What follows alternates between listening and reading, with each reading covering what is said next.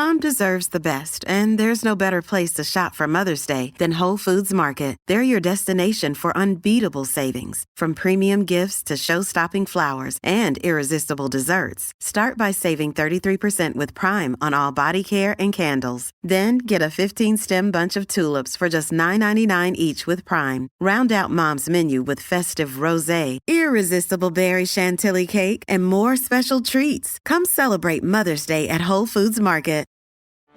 Get ready for the greatest roast of all time, the Roast of Tom Brady, a Netflix live event happening May 5th.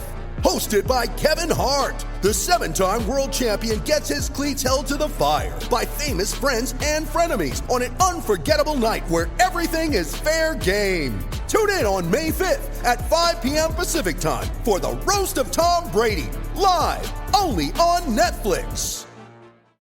The most exciting part of a vacation stay at a home rental? Easy. It's being greeted upon arrival with a rusted lockbox affixed to the underside of a stranger's condo. Yeah, you simply twist knobs, click gears, jiggle it, and then rip it off its moorings, and voila! Your prize is a key to a questionable home rental and maybe tetanus.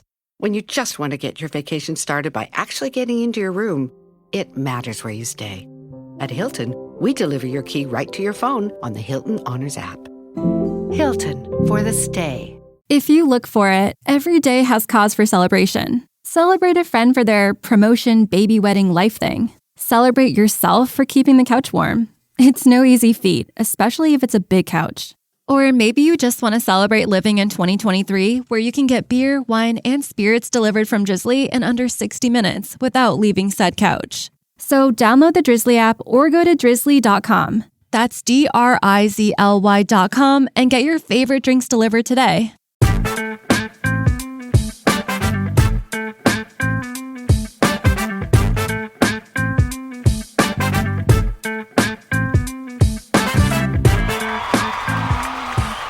I have a stomach ache.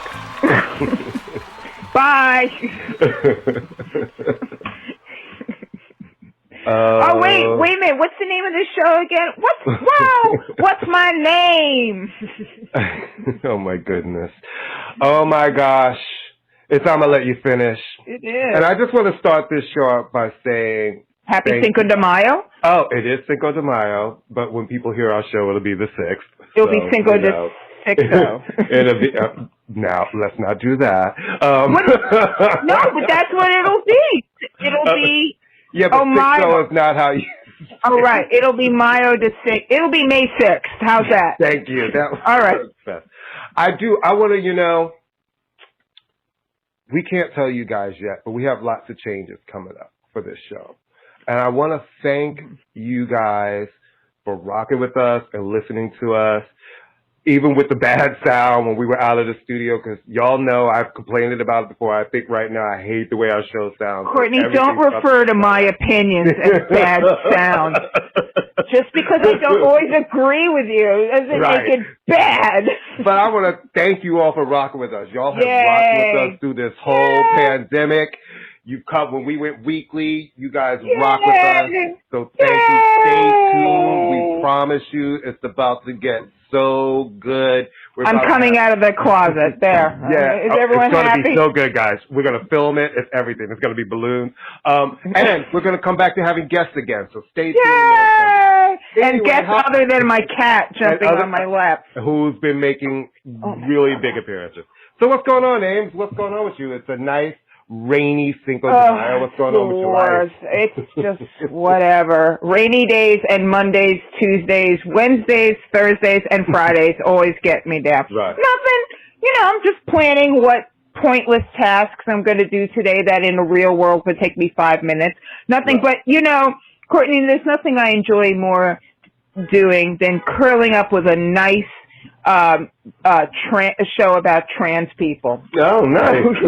So I take it you watched the 3rd season premiere episodes of Pose. What'd you think? We are practicing our segues. We went to segue camp.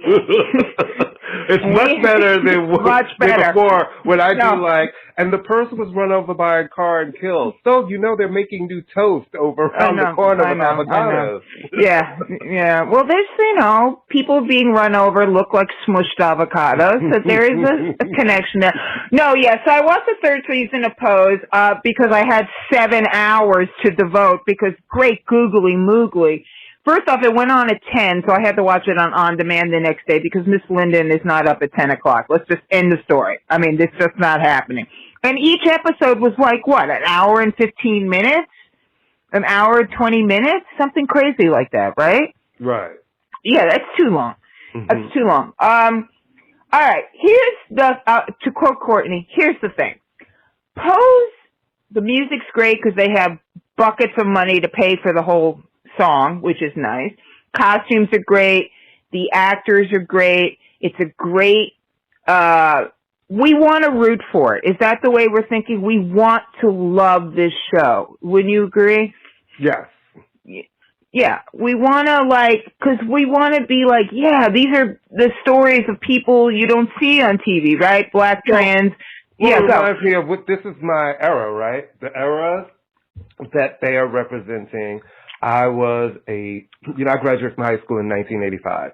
I was going to clubs before that. I was going downtown. So, all of the house kids and the street kids and the hustlers, all that mixed together on the pier and all up and down Christopher Street where all the bars are. And we would go to Tiffany's, which was this diner where... Oh, I remember that. I went there. Which is now like a Bank of America or 7th Avenue. And exactly. So, my God. I think about all of that, and I watch this show, and I just have to say, I've hate watched it from the beginning. Yeah, me too. I watch it, and I look at it like this show seems like there was not a black writer on it who would really understand what the experience is like. When I look at it, it seems to be through the lens of someone on the outside of it looking in. Well, that's funny you say that because one of the fights behind the scenes has been obviously bringing trans women of color into the writing room. So this premiere, and again, there's some great characters, and it is the wrap up, so they're cramming a lot of the narrative into shows because they have limited time. And there's lots to love about this show. There's lots of you got to be kidding me, this is not realistic. And if you want realistic look at this, look at the documentary Paris is Burning by Jenny Livingston, which stands up to this day. I love it, but a lot of people in the community have a problem with that. But that came around to the people who did a documentary and thought that they were supposed to be compensated differently and get rich, and how documentaries work. Yeah. No one the subject of the documentary. It's just it's just a whole other thing. But this Pose is sort of based tangentially on Paris is Burning. But my point is that there was a concerted effort, as there should be, because the cisgender men who birthed this show are white cisgender men.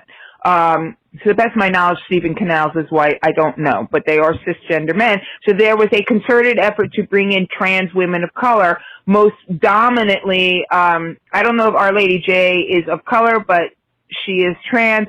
And Janet Mock. And Janet Mock actually directed the first episode. And for me, and I think for you as well, the dialogue, if they don't write dialogue, they're writing speeches. Everything is like this. Aaron Sorkin stop the action giving a speech. People don't say things. In our world we have family, and on the dance floor is where we find our community. Nobody talks like that, okay? That's a meme. And black queens back then, we were not talking like that, and we still don't talk like that. Right. They write in memes and mission statements.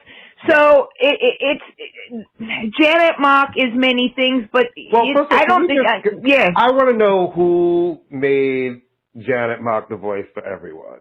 She's not the voice for the whole transgender community, and I think if you're going to get up there at the premiere and make some speech about why you're not being paid this and why you're not being paid that, I'm like, and then talk about. You slept with one of the crew, your boyfriend is now one of the cast. I'm like, well, why? Who's making you the voice of everything? Because I also know when the cast of Pose received the Black Woman of the Year honor, in essence, Janet was the one who spoke for everyone. And I'm like, why is everybody letting Janet be when the community is not one voice? It's not a monolithic community.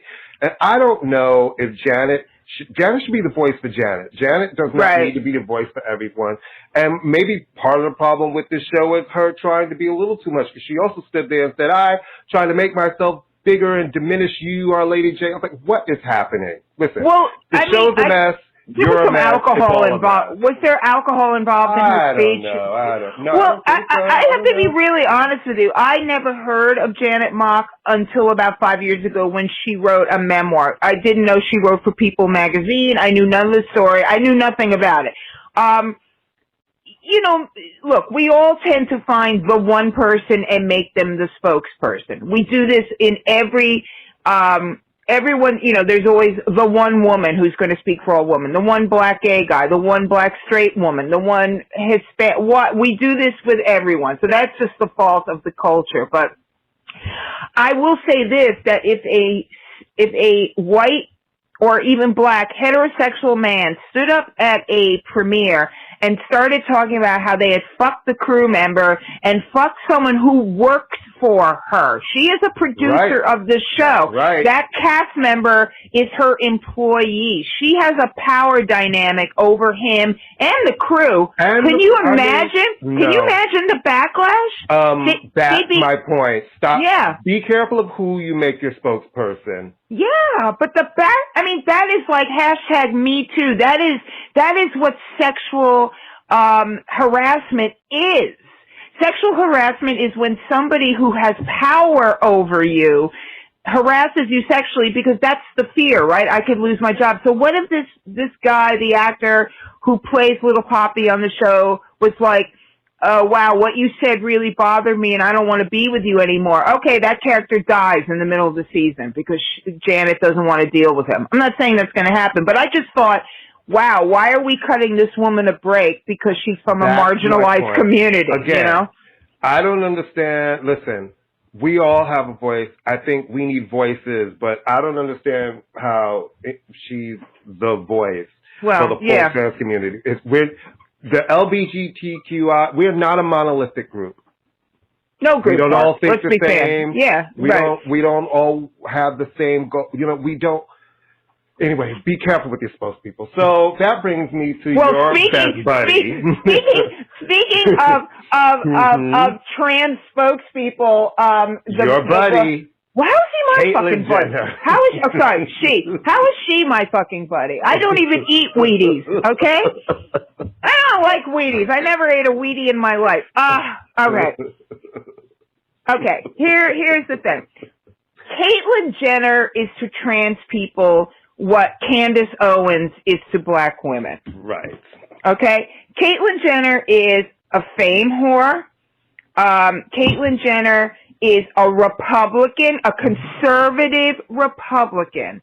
So Caitlyn Jenner has never given a rat's ass about trans people until she decided she was trans and got to do it in a way that I've never heard her speak out really sincerely about trans rights. I mean, she does a little TV show about how she's hanging out with other trans people of some degree of comfort. Yes, but not listening to them when they're trying to explain to her why the issues are that they're having. And what did Miss Caitlyn say? Well, you know, I still believe in the Constitution. I hate that is the line that people always want to throw. It's like, what the they fuck believe in does that part of the even mean? They believe but in part of the never Constitution. read the Constitution. No, of course she hasn't. I'm sure she hasn't even read her contracts for keeping up with the Kardashians. So what Caitlyn Jenner did, I mean, Caitlyn Jenner voted for Trump the first time around, and then suddenly had probably voted for Trump the second time around. Well, she claims she didn't, but I don't believe her. She's running for governor of California, which is a whole nother stupidity. I don't even want to get into that because there's not enough time for that bullshit. But she's with no experience, we should just add. She was asked a question about this whole issue of trans students being that they have to play sports in the gender they were born in, meaning so a trans woman would not be able to compete on a woman's track team. They would have to compete on a man's track team because they were born a man. And she was asked this question, and she basically, it came down to the we must protect our children argument. And I got to say, first off, this whole fixation that the Republicans and the conservatives have on trans kids. This is like really a problem. It's a solution. It's a solution right. in search of a problem. Right. I mean, I know people who are trans. You know people who are trans. I never got the sense that it was a burning issue in America. Where can you pee and can I be on the football team? Right. I mean, not that they're not, but they have created this issue and because they lost the war on gay marriage, they can't do that anymore. Well, so they're mad at Liz Cheney right now because she won't go along with the fact that Trump wants to call the election a big lie. But Liz Cheney is a very conservative Republican woman. That's fine. But at least as a very conservative Republican, she is standing up saying he lost the election and I'm not going along with a lie. We need somebody like that to do it. And that's the problem with Caitlyn Jenner. Caitlyn Jenner to me is one of those people who will say anything. Yeah. And to me, those people stand for nothing. She is a conservative. She is a conservative Republican. That will never change. I don't care if she puts on a Versace dress or she's back on the field or the track and field situation. She is the same person and not to be trusted. Well, not to be trusted, but also, I mean, maybe this is an issue we discuss it's just that these laws are that the very same Republicans, conservative Republicans, who want to keep women from having abortions because who want to keep women from having abortions and want to regulate bodies and marriage, suddenly want the government telling Stop parents... moving around your mic. No, I can completely hear No, I'm sorry. The cat knocked it over. She's out of control today. We have because we actually have 3 members of the show. We got to shout out Andrew. We're going to come to him by the end of the show. But sorry. Booney is on new. Booney used to never make an appearance in the show. And for the past couple of weeks, she is like, look, I need this attention. She's tired of wearing a mask, too. She is tired of wearing a mask. Yeah, let's get off of this. Here's the thing about it. I will say the trans student issue, it is a really deep, real conversation. And I definitely, that has so much nuance to it because it just does. And nobody needs Caitlyn trying to throw a quip while getting coffee. And the thing is, and don't be like I'm not prepared. If you want to be governor, you're always prepared because as the governor, you have to always be prepared. Anything can happen at any time. Yeah, I mean, like I said, it's. I mean, maybe we'll get into it a little bit more, but it just makes me angry as a parent that the government wants to tell parents what their children can or cannot do. So these are the same people who don't want to be vaccinated because the government. People were like, I don't need the government telling me to put a piece of cloth across my face. Right. That's just I love how you can't tell them to put a piece of cloth across their face. But you can tell a kid not to take hormones. Yeah. You can't be able to do. All right. Anyway. Well, speaking of women, with boys' names, so I guess okay. Billie Eilish, who I kind of adore. And what I like about Billie Eilish is that I got turned on to her by some high school kids, Black and Latino high school kids. So it just to me proved her sort of how big her appeal was. So Billie Eilish was sort of she's very young. She just turned 19. Her kind of look was that she would wear really, really super baggy clothes. And she said that was because she was very self-conscious about her body. She is not a little skinny mini. She has, she looks like, she has big breasts, which, and not in a kind of put them in your face kind of way. Because she was a teenager when she started. In fact, in her the video where she's in the shopping mall, which I love, you can see she's not a little skinny mini girl, which is fine. So she always dressed like that, and I found it very refreshing because while I celebrate women's bodies and I want women to be able to do, I always am bothered that the go-to is, and now I'm going to wear underwear. So she's on the cover of British Vogue. They are saying this was her choice, which I have to agree because she has a tremendous amount of agency. She's a Grammy Award winner. She's not like, you know, some backup singer somewhere. And she's in a designer corset and a bustier and the whole nine. And I guess my problem, Courtney, because we've been discussing, it's not that she isn't beautiful. She's beautiful. It's not that she's not entitled to a change. She has blonde hair instead of the green hair, which is fine. I just wish we didn't live somewhere where the way that women can signal confidence and maturity is by dressing like that. Because there's no male equivalent for it, right? Boys don't suddenly like, I'm going to open up my shirt, right? No, because you see, why do all of these women and everything love Michael B. Jordan? He's a great actor, but when they saw his Michael B. Jordan's been acting for a long time. All my children. They saw him with his shirt off, and he becomes a sex symbol. So it does happen in both ways. It's just that when we see these young guys and all of a sudden they're ripped and they're hot, everybody thinks it's sexy. They don't get that same judgment of when a young lady says, listen, and I know I'll bring it to how I felt about the Chloe and Halle thing. Right. When I look at, I don't have a problem with nudity. You know this about me. I love it. Just be tasteful. He's naked. You're naked right now, aren't you? Well, actually, no, because I had to go pick up my glasses today, so I am dressed. But normally, I'd actually be sitting here she's right, in a sarong and probably nothing else. I think that when I looked at them, it was sexualized in a way where it seemed like it was sexualized for men. Yes. Yes. And that is a very specific little tweaks of how your body is. Yes. It seems like it was for men. When I look at Billie, to me, she seems like it's an homage to 50s pinup girls because she has that kind of body. So it's not sleazy. She's not turned around. She doesn't have a thong with her whole ass out. Her legs aren't spread. So I don't mind a girl who says, you know what, he has a normal body and it's sexy too, and it's done in a pinup way and it's taste. To me, nudity is about, are you trying to give beautiful, because the body is beautiful. I have no problem with it. I don't have a problem when you're doing it with sexuality, but I like it when a woman is doing it with her sexuality.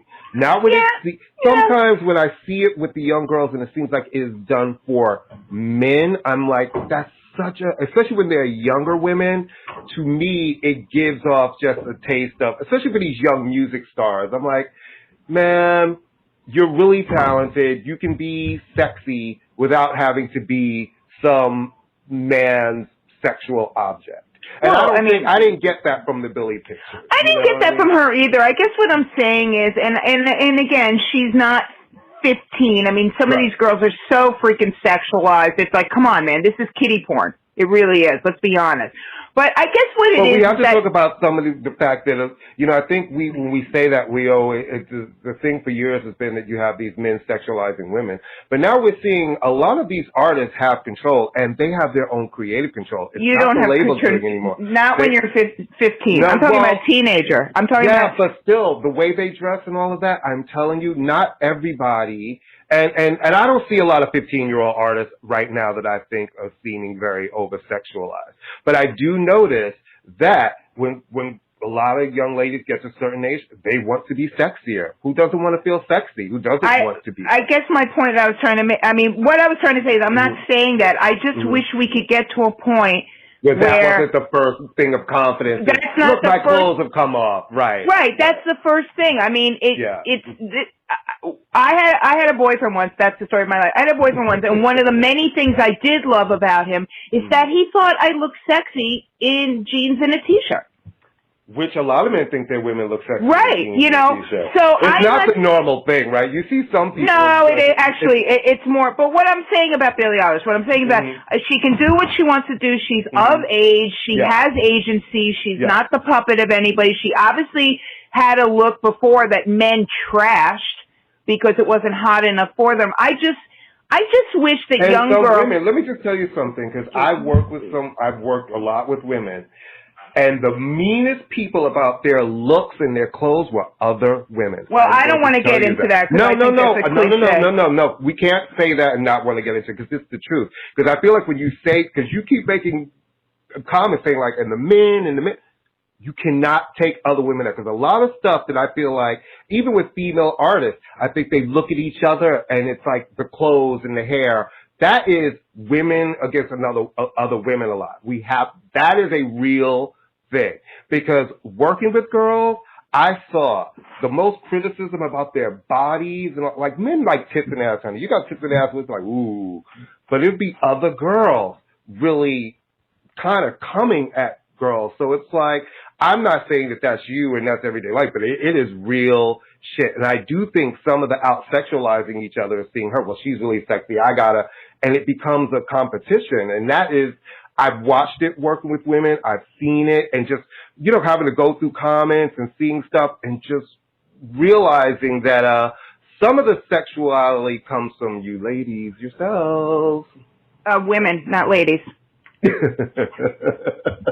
Women, not girls. You better Women, work. not girls. You better work.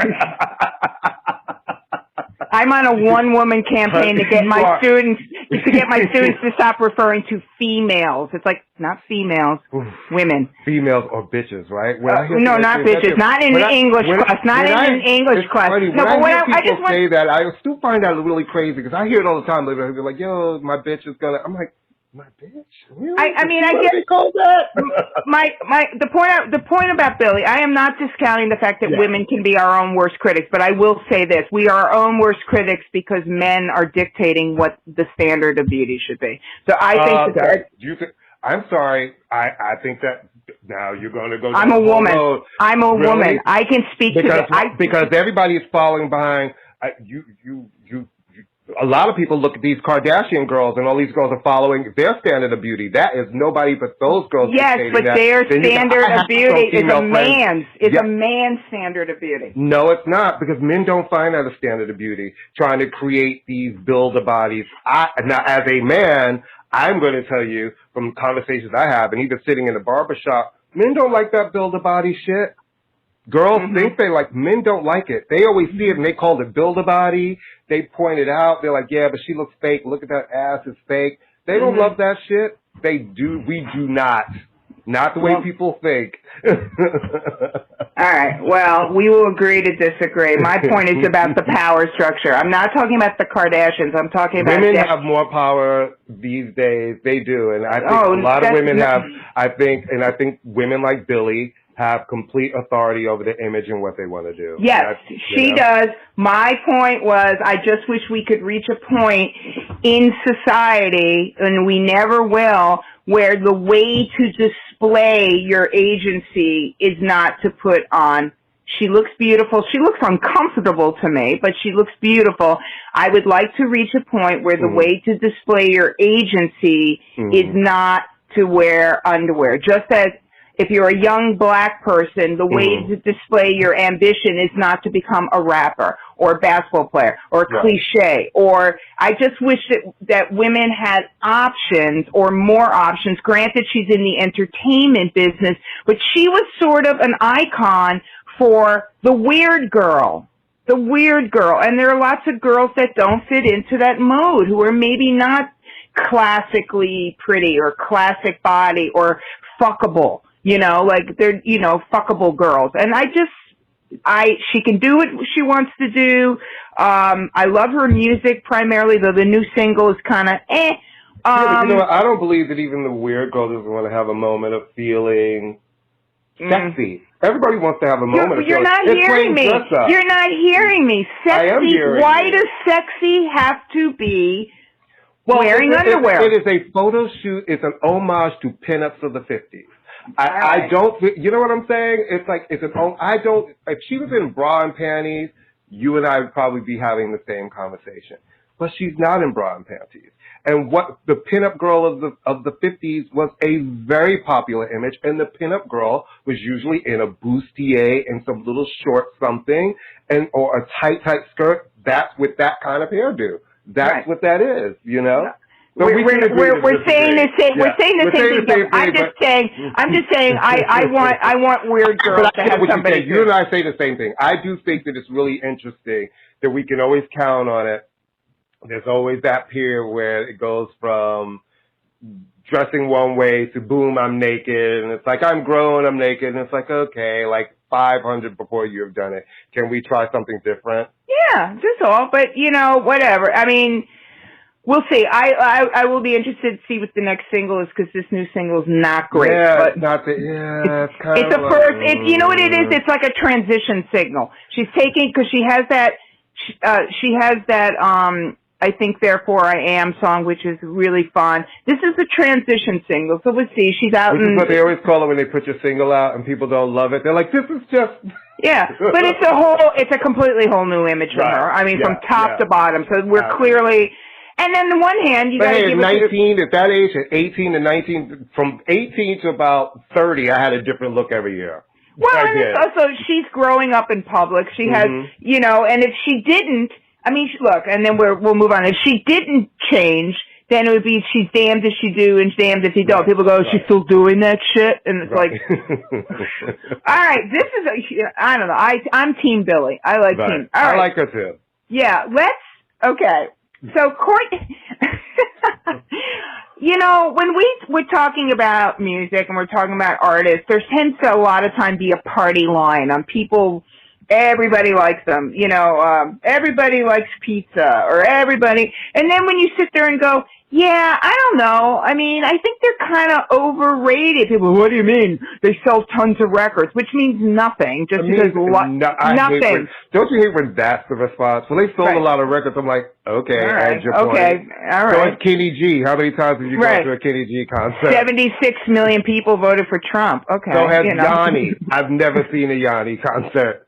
Oh, well, you're not Greek. That's why.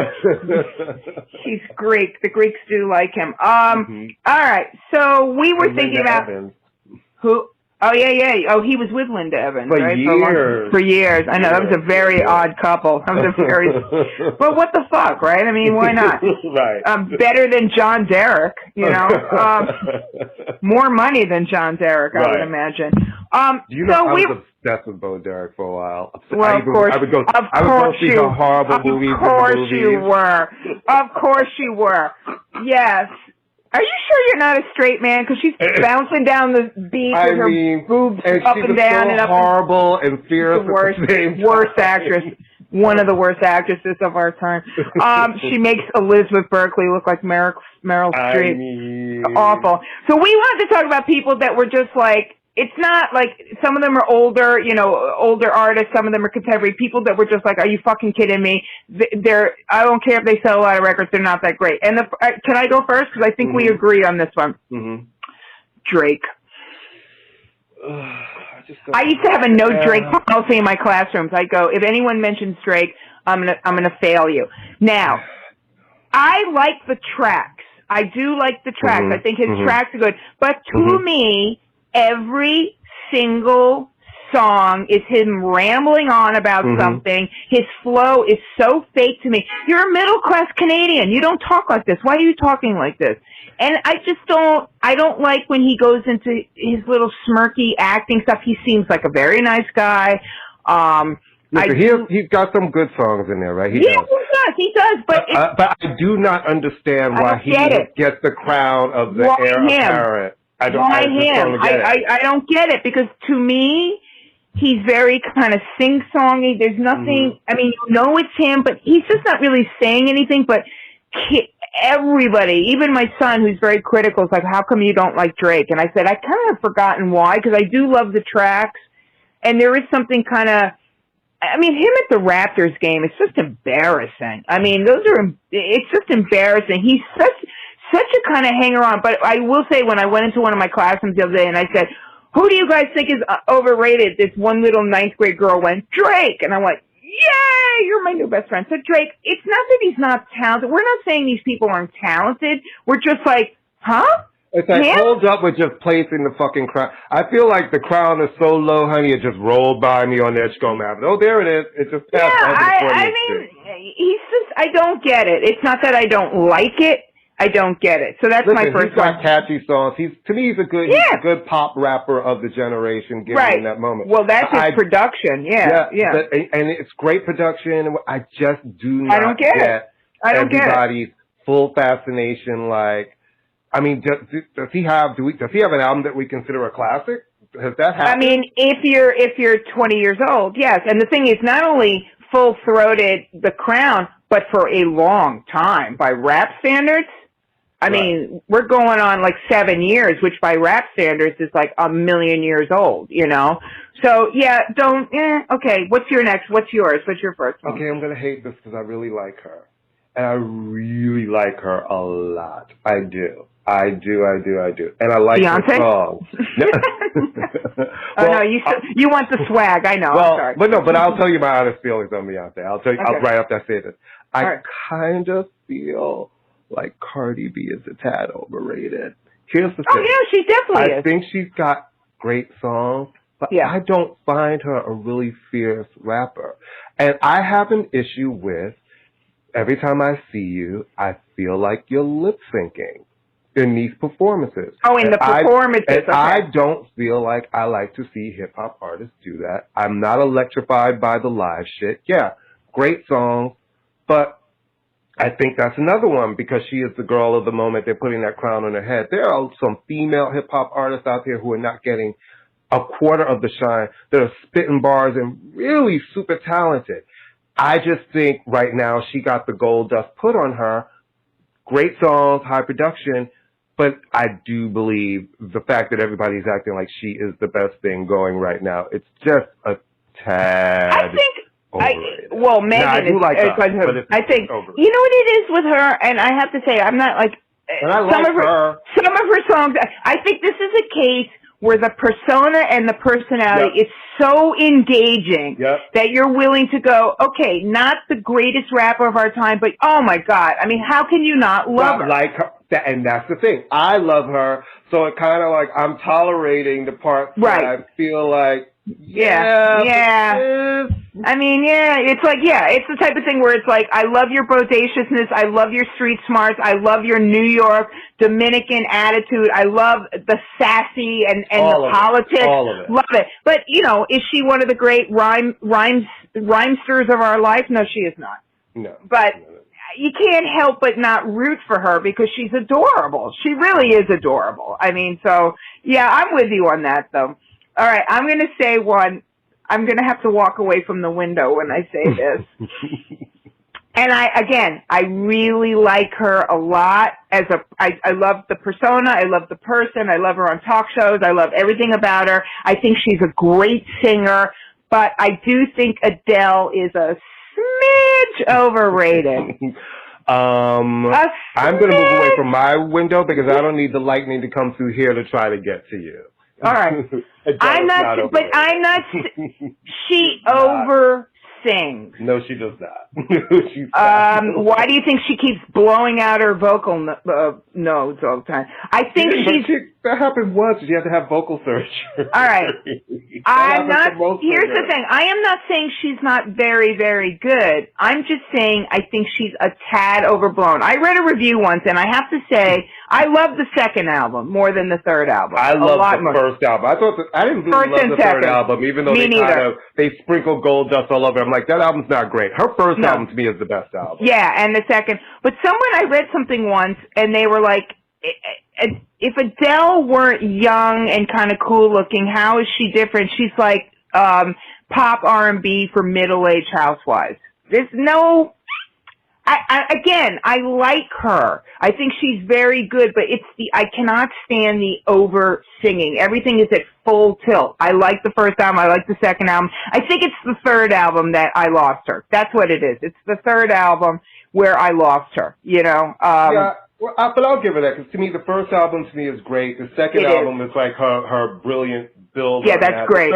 Third album, at that point, she could have come out singing cereal jingles and she would have been a hit. It was a little too comfortable, the third album. You know, she's taking her time with this fourth album, and I do believe she's going to come and show us some growth. I hope so. It's time for some growth, though, right? Because we know what we want from Adele, but I also think that's when, as an artist, it's important for you to move to another level and give people what they didn't know that they wanted and needed from you. Because now we expect her to be big ballads, full of love and soul, and I have a feeling she's going to come and there's going to be some up-tempo shit on this record. Why? Yeah, I think she's having more fun in her life. Yeah, absolutely. All right, you. Well, you know what? I'm going to talk about one of my people who I think is a little underrated. No, overrated. We're still going overrated. Let's do a couple more overrated. But I got one that you're going to scream at me. Then you do another one, because honestly, I feel like going through a list, like people know my overrated. If you've listened to this show, everyone knows that I feel that Frank Ocean is the most overrated. Like, and you know what? And I've had people fucking confront me from saying that shit on this show. All right, and also, obviously, Alicia Keys, we don't have to say that. Such a lovely, lovely lady. Yeah, whatever. She's not running for mayor. She's a singer. She's the only one who's not, because everyone else seems to be. But yeah, you know my overrated at this point. All right, I'm going to do two then, and one is going to piss you off, and one you're going to agree with me on. No, not agree, but one will piss you off because it might affect your ability to get free shit. Sam Smith, completely overrated. Just because you can sing in a falsetto does not make you a soul singer. Inconsistent music. Really only the best when he's working with other people. Again, seems like I loved his first album. Not me. I thought it was like watching paint dry. I'm sorry. I loved his first album. I really did. And I saw him that night at the Apollo. He was great. Yeah, I just, I haven't loved his album since. He's a they. He's a they. Oh, okay. Is he they? Okay. He's a they. Sorry. Yeah. That's really bitchy. I'm not trying to say it like that, but I'm trying to be gender. I'm trying to be pronoun sensitive. No, correct me if listen. Yeah, no, I don't want to. I saw their first. Actually, it was their first New York show. The night that their album was released. They performed at the Apollo, and that was a great show. And I really loved that album. I just thought he sounded beautiful on it. Yeah, but I also think if somebody black had those songs, nobody would give a shit. That's the thing. It's like, just because you can sing in a falsetto does not make... Okay, just because you're white and sing in a falsetto and can hire a bunch of black backup singers or a gospel choir does not make you a soul singer. So stop with this shit. You're a pop... You know what I mean? So... I think he's best when he's with other people. His song with Calvin Harris, love. His stuff with Disclosure, love. On his own, he's got the personality of he's like watching white toast dry. White toast can't be dry. Does toast dry? Well, if it's wet and then you leave it out to dry. And the other person I think is somewhat overrated, only because, all right, here's why I think she's overrated, because people just acted like she was reinventing the wheel, curing cancer, and walking on water. Solange, sorry. There's no songs there. You are on drugs. No, I'm not on drugs. No, I think she's just, I'm not saying she's bad. No. I hear her music at Pilates studios. That's all you need to know about that. Okay. Let me tell you. I hear her music okay. Full disclosure. Yeah, why don't you full disclosure first off? And again, I'm not saying she's bad. And here's the thing with full disclosure. I was her product manager for Soul Angel and the Hadley Street Dreams. I love that album. I like. That's a great album. But then I'm talking about post that. No, her true EP is great. Solange has put out great music. Now, I didn't love the last album. The last album, As Soon As I Get Home, right? A Seat at the Table was the one before. Listen, I love all her work. The very last one wasn't my favorite, but I thought it was solid work. Listen, I think she's a great songwriter. I like her music. And I will always give it up to her because, she had a hard way to go. Like, we really had to fight. Everybody was just like trying to write her up. You're Beyonce's sister. You're Beyonce. That sibling thing. And if you have a sibling that is that famous, it is so hard to really carve your own lane. It must be so hard for her. Jeez. So hard for her to have a sister who could support her financially until she got a record deal. Okay. I'm being deliberately bitching. It's like, but I'm going to stand up for Solange because I think the songs are there. And I think she's earned her people liking her. Because for a lot of years, people didn't like her just because. And when people really came around to the music, they realized. It's not liking her. It's not that, you see, I think we're coming in. It's not liking her. I'm talking about the music. That's what I'm talking about. No, said, Ms. Things, you said there are no songs there. That came out of your mouth. That's the music. That's the music. But if you think there are no songs there, I don't like that kind of songwriting. I don't like aimless songwriting. It's not aimless songwriting. Actually, a lot of in my opinion, a lot of stuff she's saying is very positive and pro-black. No, not aim. You're missing what I'm saying by aimless. Aimless meaning there's no bridge, there's no chorus, there's no hook. It's but I don't like that. But see, I don't like that. It all depends on. To me, I don't mind it. I get pop writing where you need those hooks. Listen, I completely understand your thing. Some people want the song. They need the song to have those moments. I don't always need those moments depending on who the artist is, you know what I mean? But I absolutely understand. And I understand what you're saying with the last record. The last record to me kind of was just one whole, it was just like it's a vibe. It was like a weed record. It was a weed cipher record. Like if we were all in my house smoking weed, just put it on and we're in the cipher. Yeah, as opposed to going up and down and all that. That's how I felt about Sade's Shoulder of Love album. I did not love that album. Right. I felt like they coasted through and it all sounded like the same song. I am not, you have to understand, if I hated somebody, hate is different. I hate certain groups. I am just saying, I think she's talented. I just think that the level of critical acclaim, which was almost like slavish and bowing before her, did not equal the output. She seems like a very nice person. It's a little. I don't agree with it because to me that is the kind of a critic's record, right? That exactly, I hate critics records. That's like a critic's record. They love that kind of shit. If it's a public record, but the public loved it too, so I'm happy for her. Who's your next one? Well, I was going to say R. Kelly, but that's a whole. I don't even want to go into that. Well, that's the fucked up part is he's such a pervert. But even before that, I thought he was overrated. Oh, to me, I love his music, and I think he's written some great music. But I don't play his music anymore. I have a bunch of R. Kelly on vinyl, and they are literally sitting in my do not play section. All right, you're keeping him away from the young girls. Do you know how hard it? Don't go near the Shanice records. Okay. Keep them away. You know how hard I love Shanice. Do you know how hard? I know, me too. Got to put on Toinga Toing. That's my song. I have no use for him whatsoever. All right, I'm going to tell you somebody, and we may have to continue this to another show because you and I could do it. But all right, let's name two underrated, and then we'll pick it up on another show because we could do this.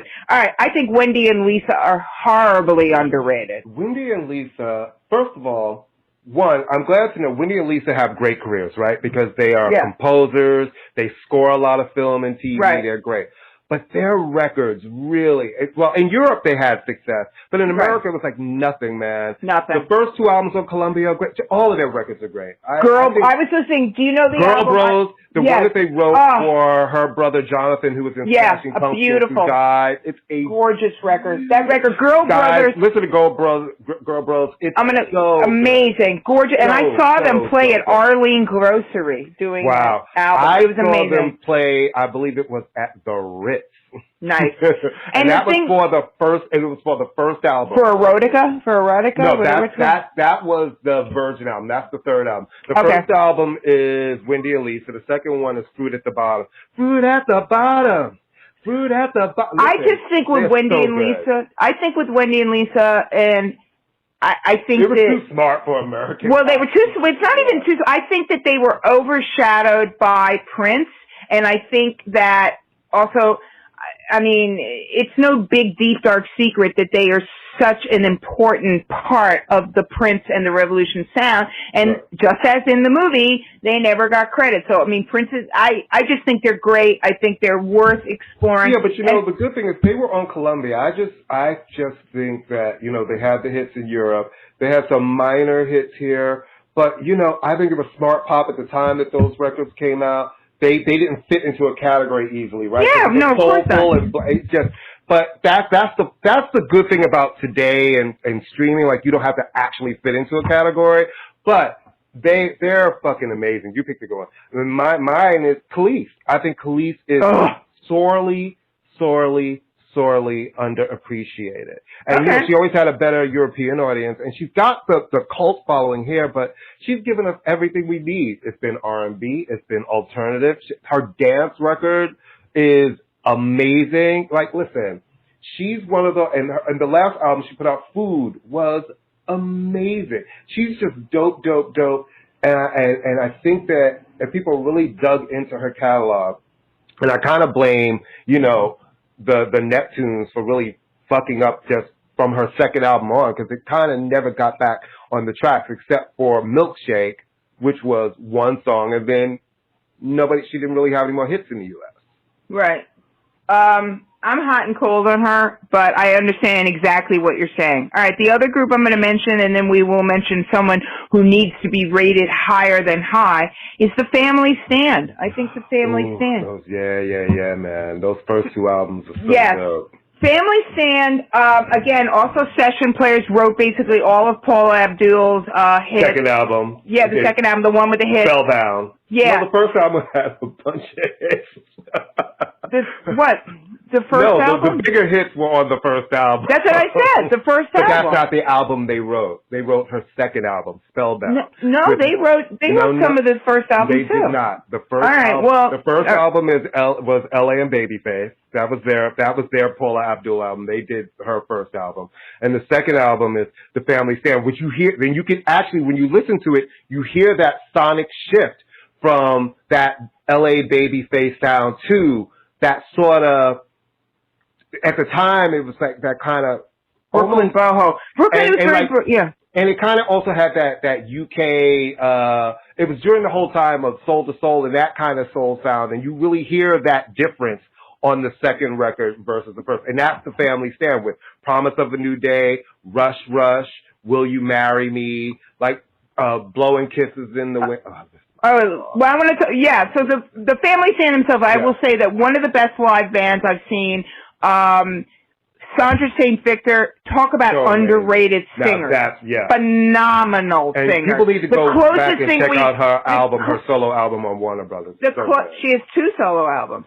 The closest, and that was a great album though, the closest thing we have to a modern day Shaka Khan and her former backup singer, Peter Lord, Jeffrey Smith, phenomenal multi-instrumentalist, Ghetto Heaven, beautiful song. The whole second album, Moon and Scorpio. Oh, so good. Yeah. Oh, so good. And they are just a group that they were a moment in time, that very much Brooklyn bohemian, when Brooklyn was the center of the world, and just a spellbinding live act. And speaking of binding spells... Yeah, what was it? Go back. I meant to mention Sandra's album from 1996, Mac Diva Saves the World. Go back and listen to that. It's so good. So yes, good. She's and also, for what it's worth, very nice people. Pulled them out today, Amy. No, they're great, right? Aren't they great? Aren't they... I mean, so good. Education of Jamie, can you listen to that on repeat? Man. Oh, my. It's just like a full, you're just like, it's a full moment, as you would say. It is a full, and it's just great. We'll put up. All right.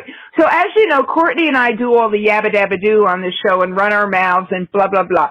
But there's someone behind the scenes who makes us sound good as we can get on our close and play microphones. And that is beautiful, beautiful Angelo, our friend Angelo, Angelo Pepe. Yes. Who he is the third member of this show from the beginning. Yes, guys. From the beginning. Angelo, beautiful. So we love, and he's, the co-founder of Peace Biscuit management company that represents me, Ultra Nate, a whole variety of people. Bill wonderful Coleman, guy, wonderful guy. And we would record at Angelo's house before we found the studio, and then before pandemic. I adore him because the minute I walked in the house, he made me a frappe, which is Greek iced coffee, and I worked at a Greek school and had a frappe in Athens, and I think he also appreciated the fact that I knew what the fuck a frappe was. Right. He did appreciate the fact that you knew what a frappe was. I was like, ooh, frappe! Which is made with Nestle's instant coffee, and it's the best. And it's also like 500%. Something's just happened. What? What did you do? Oh, no, we're good. Okay, I'm the one who records. All right. Anyway, so Angelo, adorable, beautiful Angelo, he has an EP coming out now. It's called Attack and Protect. Yes, you can get on Amazon right now. You can pre-order it on. We'll put the link. Put the link on our Facebook page. Yeah. But you can pre-save wonderful. It on Deezer. You can pre-add on Apple Music. You can pre-save on Spotify, and you will automatically get 2 songs downloading immediately.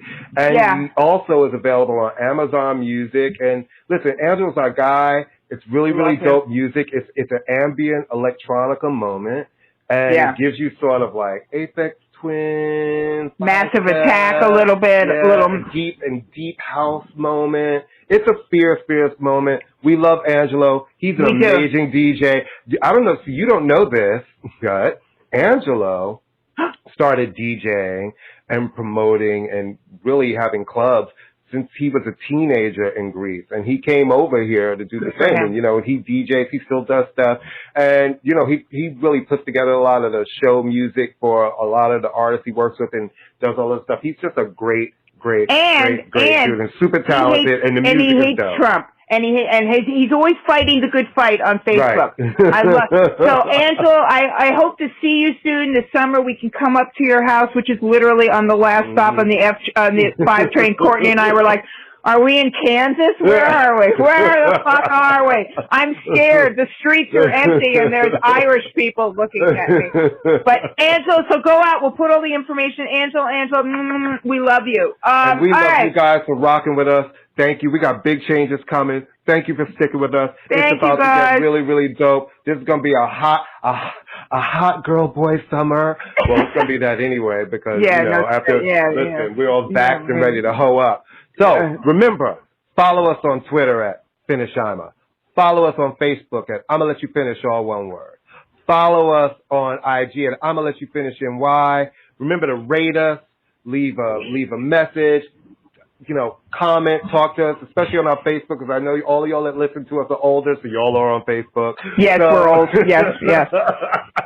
And happy Cinco de Mayo. Happy Mother's Day. Happy Mother's Day to all of the moms who listen to us, and to my mom, and to me, mom, and to me. Happy Mother's Day. And to Abby, and the mother of baby Enzo. So happy Mother's Day. All right, kids. So exciting. Bye. See y'all next week. Deuces la deuce.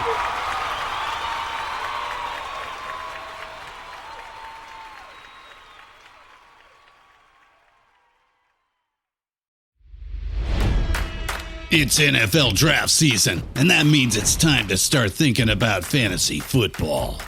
FantasyPoints.com features industry-leading experts and prognosticators using proprietary hand-charted data to help you score more fantasy points. FantasyPoints.com is the place to go for whatever kind of fantasy football you play. Whether you play fantasy football, daily fantasy sports, or do a little bit of everything, Fantasy Points has the meticulously researched content to guide you to victory.